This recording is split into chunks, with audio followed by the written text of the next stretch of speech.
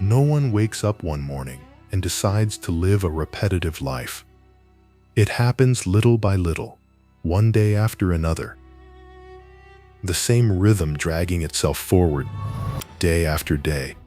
And before you realize it, 5, 10, or 15 years have already passed on autopilot, without you ever consciously making that choice.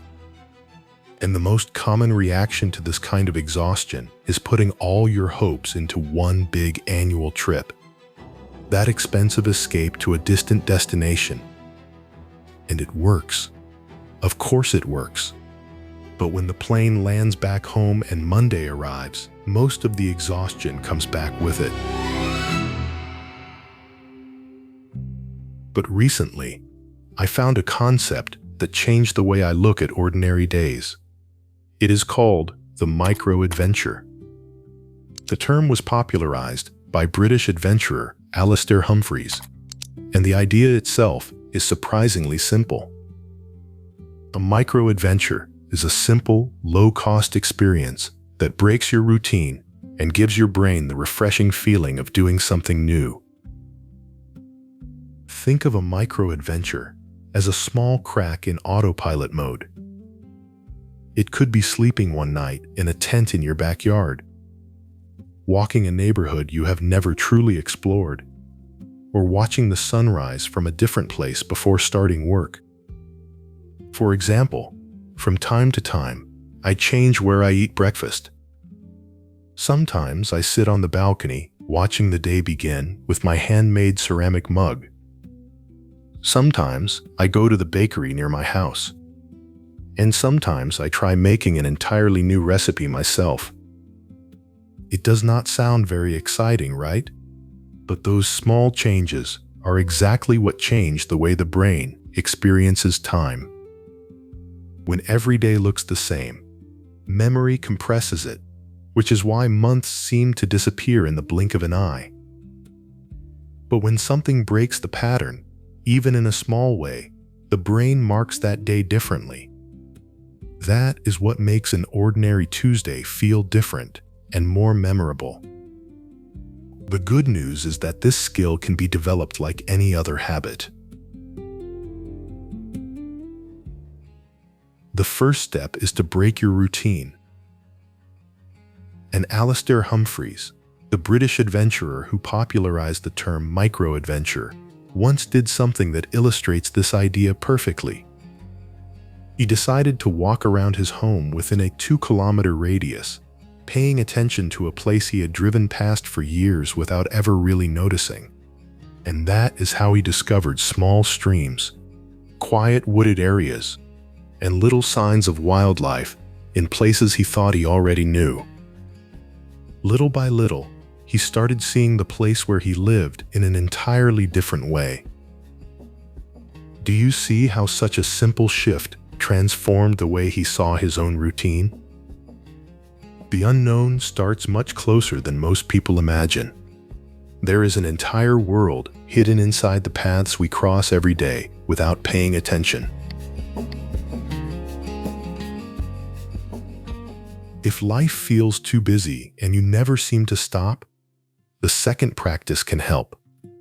Plan small breaks throughout your day and make them part of your routine. We are talking about small blocks of 10 to 20 minutes throughout the day with no pressure to be productive. It's just time to observe, breathe, or let your mind slow down for a moment. The human brain was not designed to stay in high-performance mode for 10 hours straight. It needs moments to wander, to get a little bored, and to organize thoughts that become scattered throughout the day. And very often, it is exactly during these quieter moments that new ideas begin to appear.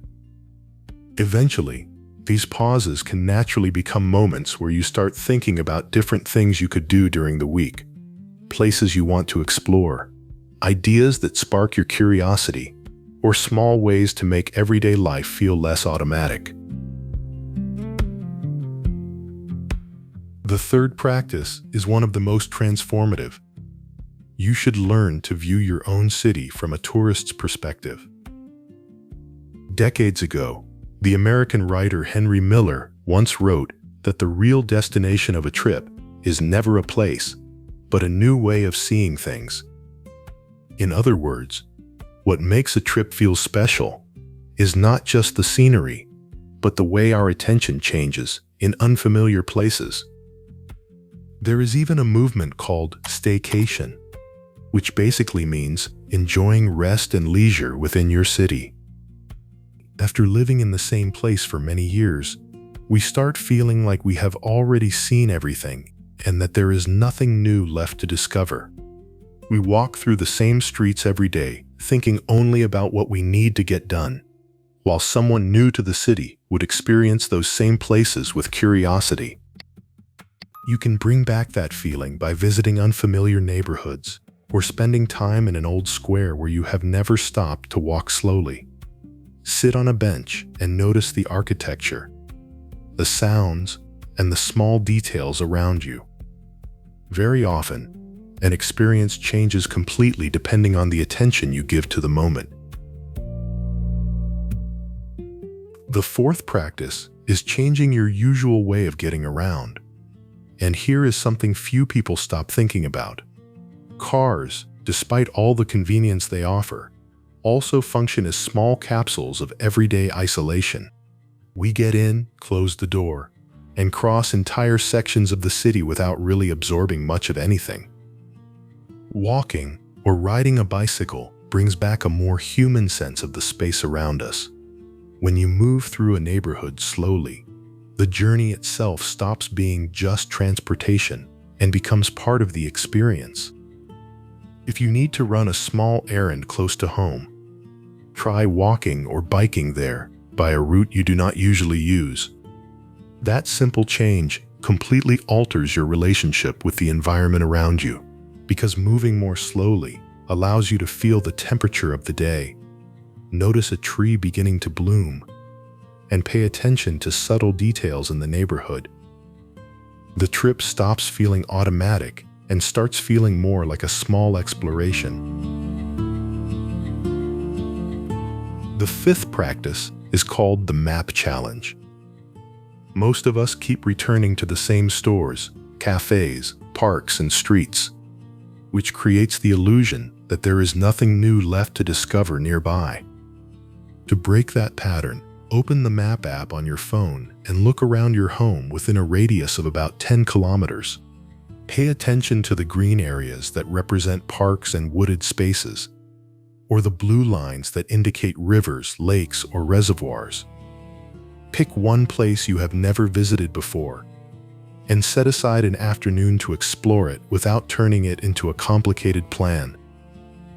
This works because it awakens curiosity and gently pushes you out of your usual routine in a safe and simple way.